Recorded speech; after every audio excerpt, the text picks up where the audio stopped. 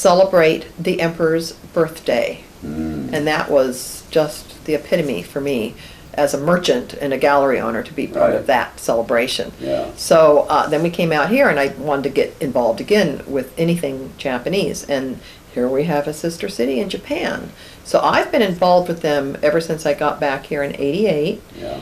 Hosting students. Right. Even when my kids were babies, I would, every other year, I would take on one or two of their, the Japanese students, just to give back and for the love of keeping my love of the Japanese going too. Mm-hmm. And that's when Morgan was introduced to, these different looking human beings that spoke differently, and he would try his darndest as a little boy to try to speak to them. Really? And they would teach him the origami, and he was just, the other two kids could have cared less, but Morgan was the one who really was very interested. Yeah.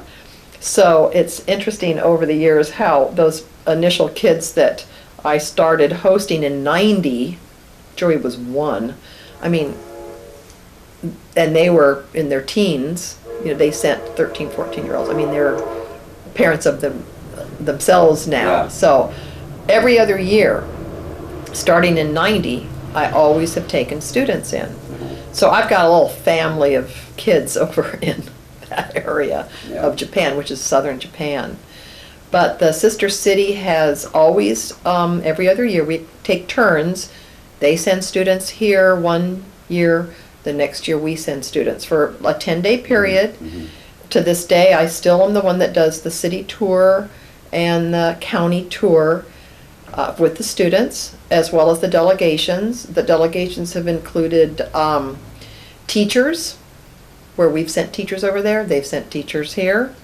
Always firefighters. The firefighters' roots go deep on both sides of the Atlantic or the Pacific. Really? Because of they have always from the first delegation exchanged firefighters.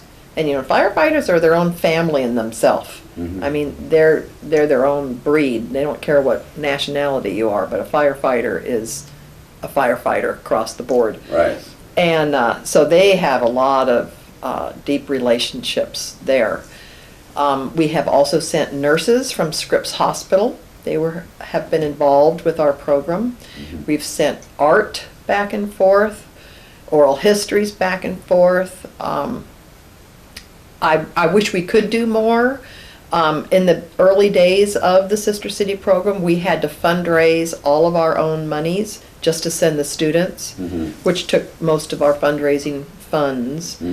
And then it was probably '95 when they realized that it was a good program and it was important to the citizens of Encinitas as well as Hondo that we need to keep this program going. So it became a line item with a budget.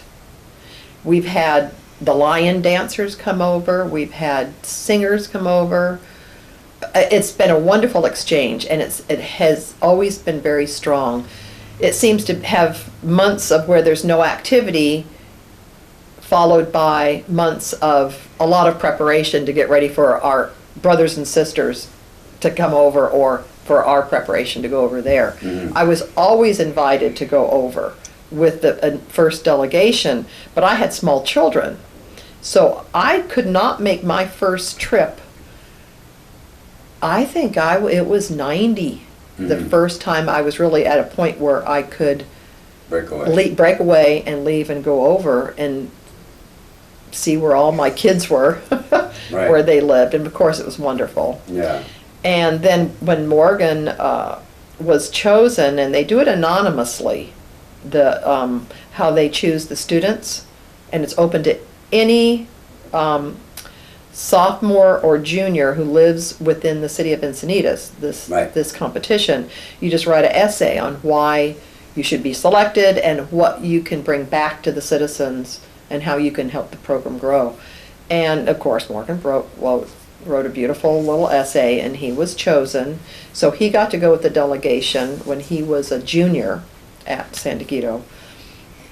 And I remember one of the other mothers and I drove up to LA when they came back to pick him up, and my big strong boy, he started crying. He goes, I didn't want to leave. It was just so wonderful. I want to go back. I said, honey, we'll go back. Yeah. So what I did, because my daughter was actually traveling. She was living in Thailand at the time, and Joey had never traveled outside.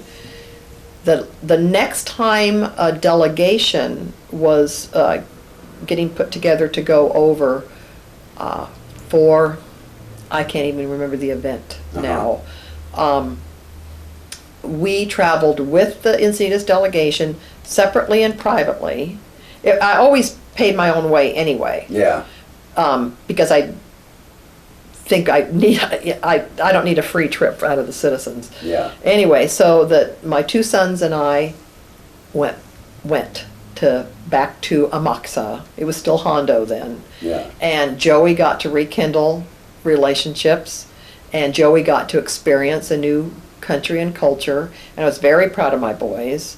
And Mayor Yasuda did include us in some of his private dinner parties, which he didn't have to, but it was really nice. I was very proud because they, of course, learned how to eat with chopsticks and would eat all the interesting foods that were presented to us. And, right.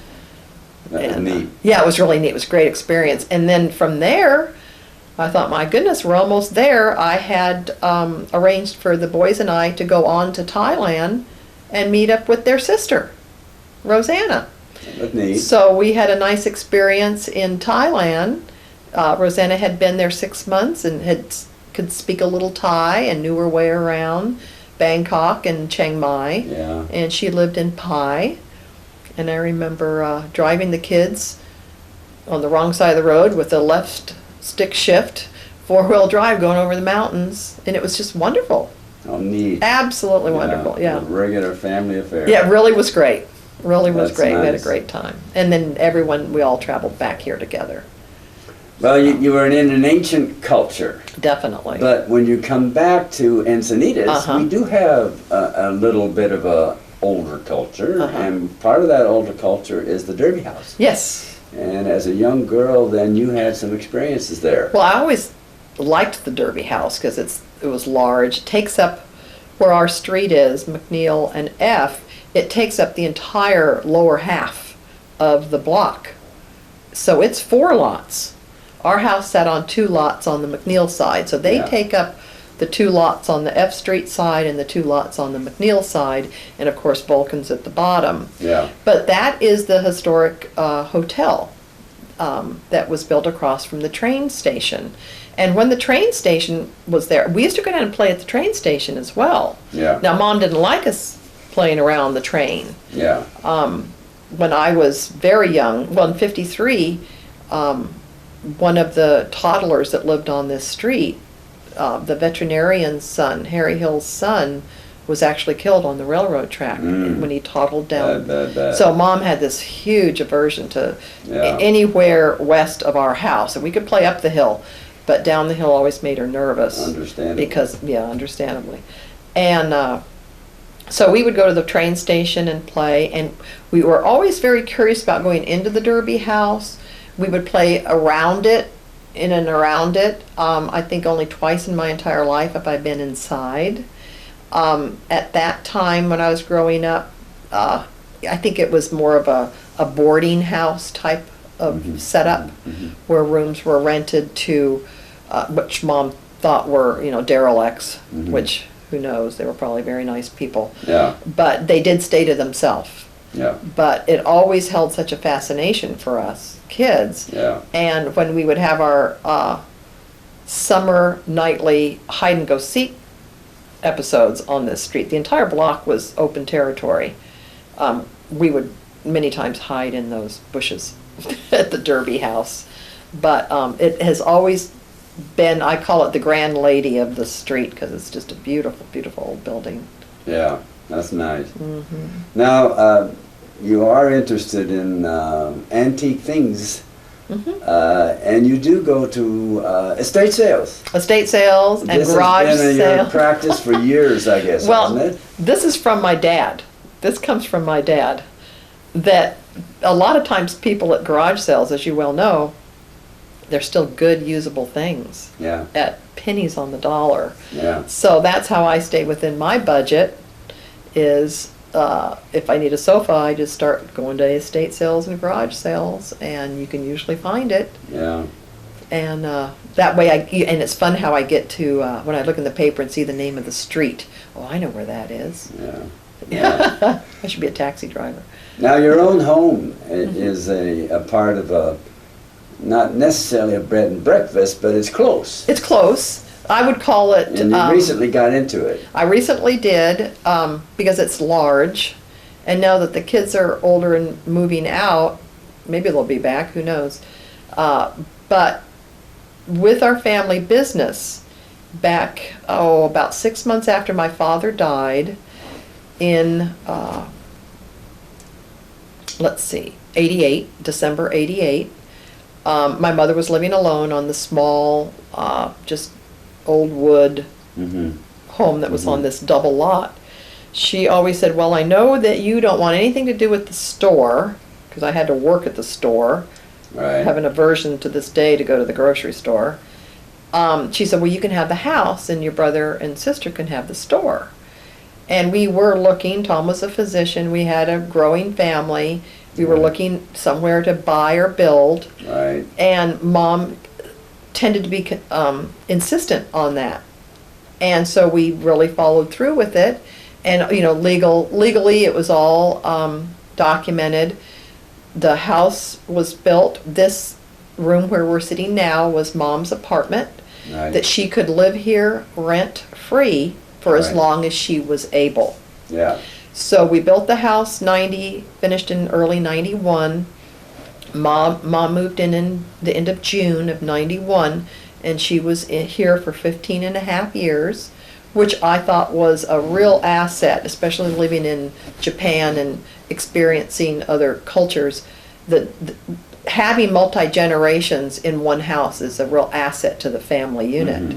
And she was an asset to the children, knowing their grandmother was here and that we care for our elderly. Right. And unfortunately, it was not quite 2 years ago, it was to the point where she needed professional, skilled help. Yeah. So she's been at a home in Encinitas almost 2 years. And she turned 93 November 2nd of this Ripe old year. age. Yeah, yep, still hanging in. Right. Now, you've done many things, but there are some accomplishments that you're real proud of. What were they? Well, Or what are they? on the Historical Society side, I'm very glad that when this house was built, I was real involved with the Historical Society, and the contractor helped us put the new roof on the 1883 schoolhouse. Yeah. He had the equipment here. We did some buy a bundle of the shingles fundraising, Right. so I headed that up. And I think we pretty much got most of the materials that way purchased by private individuals. And then he supplied the labor and the forklifts and, any underlying materials to put the roof on the schoolhouse. Because I'll never forget that day, Lloyd. I think it was the first time I really had seen you distraught. It was after a heavy rain. And he said, we're going to lose that schoolhouse if we don't get that roof fixed. That's right. And that was scary. That's one of our treasures. Yeah. That's the beginning of a 7-year project. Yeah, it took a while. And so getting the roof on, at least it didn't deteriorate. And then we could start on getting the rest of it put back into place properly. And you were very helpful. And I was very helpful. Well, we needed to save it. And we need to save more buildings like that. Right. So lots of projects happened where we'd have luncheons. We'd have our annual meeting in May. Yeah. We'd have our luncheons in the fall.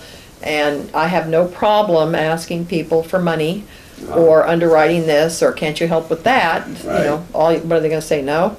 So I was glad that I could be a big part of saving the 1883 schoolhouse. And what I am so proud of, it's the board of the Historical Society is the easiest board I've ever been on. If there's something to be done, all the hands go up Great people. Great people.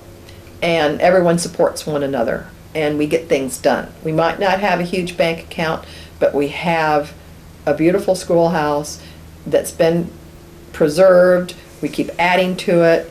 This video library that's being produced now is part of everyone's hard work. Yep. You know, Lloyd does his thing, I do my thing. We all have our ways that we can contribute. Right.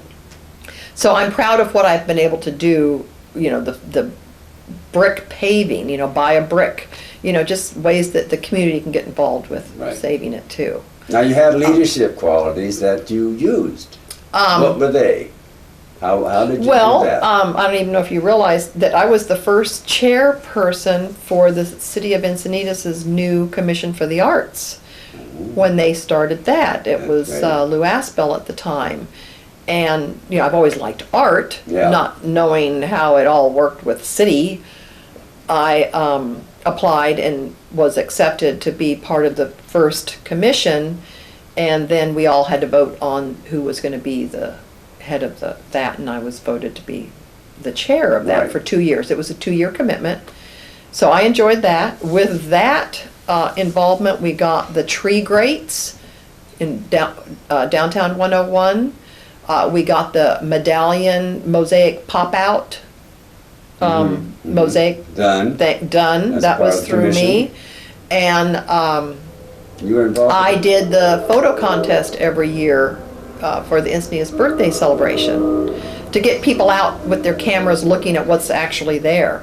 And the first photo contest was based on the song that Ida Lou Coley and Hugh Martin wrote. Yeah. You know, all the things they talk about in the song, the Encinitas song, was those subjects are what I wanted people to go out and actually see that they were here in Encinitas. They weren't Yeah. just names they pulled out of a hat. They were, you know, Part of star it. pine trees and frisbees fly in the sunset sky. You know, all the things they talk about, I wanted people to actually photograph. So that's how that got started. You taught that song in schools, did you? Oh, that's right. That's right. Betsy O'Neill and I, and it was actually Betsy's idea because it's a clever little song. We actually got it as part of the third grade curriculum, which is to study local history. That part of their studying of local history is to learn that song, and that was not a hard process for the school to accept it and embrace it because it's such a cute little thing and it's Yeah. so geared for the little voices. Right. But the first 2 years, Betsy and I, on our own, would go to every third grade classroom within the city of Encinitas and teach the song. And we had a ball doing it because we'd pretend like we were kids and did a little skit beforehand, and then we'd teach the song. It would take about a half hour to 45 minutes.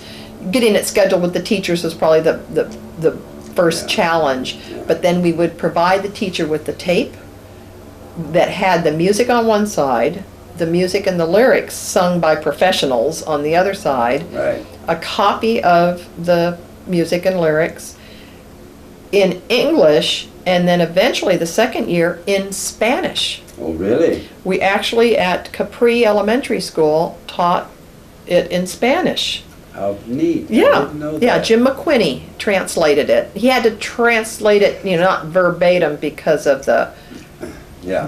getting the flow of the words. Right. But pretty darn close, and it was very clever, and it was fun to do. Yeah. And then we were part of the workshop actually teaching all of the teachers how to teach the song and how we taught the song so that they in turn could take the leadership role and teach the song. Right. So that was fun. Now, as far as minorities are concerned locally, since you've been involved in Japanese and you've been involved also with the Spanish element in Encinitas, has that changed over the years? I think I think they put too much focus on it. I mean, the Hispanic people and the Japanese people were just Encinitas people. They weren't Yeah. divided up or segregated. They were just there. Yeah. When we had new Mexican kids join any of our classrooms, and he had trouble with English, we'd teach him. us kids would. Yeah. And they became all became successful. Yeah. Most of them are still in town, not most of them, but I know one of my friends retired as a principal of a school in Los Angeles. I mean, she went on to get her doctorate. What a neat deal. I know. Yeah. I think, I don't know why society is segregating them instead of just, you know, you're Encinitas. It's part of the environment. It's part of the environment. Yeah. That's not to be Yeah. divided up or Yeah. integrate, you know, to segregate it in their own language. That's not even what the Hispanic people want. That expression, that needs to be expanded. That's Mm-hmm. for sure. The melding of the melting pot. Yes. Well, we're coming to an end of your life experiences. What would you like to say about things that have not been covered? Anything? One thing that was always shocking to me, because you know, growing up here, I just assumed this is how life was everywhere. Yeah. You know, kids would leave the house and walk into town or go to the beach and be free, and the weather was always perfect and you never thought about it. You know, it was, you know, life was real rosy. And it was when Tom was accepted to medical school in Houston, we were both 24, I actually had no idea how the rest of the world lived until I left Encinitas. You couldn't even go outside in the summertime because it was so humid. Weather problems. Weather issues, flat as a pancake. I thought, why would they be in an area where you can't enjoy the summertime? Yeah. I did not realize how spoiled I was by being privileged to live in Encinitas. Yeah. And I remember when I was very homesick and had my first daughter and wanted to, you know, my heart was still here. And Tom said, well, you know, would you rather, you know, if we live in Houston, he had an excellent job with one of the prominent radiology groups, Right. making very good money, but it's not Encinitas. And he said, if we stay here in Houston, you could fly home whenever you want to. And I said, you know what? I would rather live in a tent in Encinitas than a mansion in Houston. Yeah. It's the environment. It's the spirituality of the place. It's the weather, that absolutely fabulous sunset that we all experienced last night. Yeah. I mean, those are things you just don't see anywhere but here. And I'm not leaving.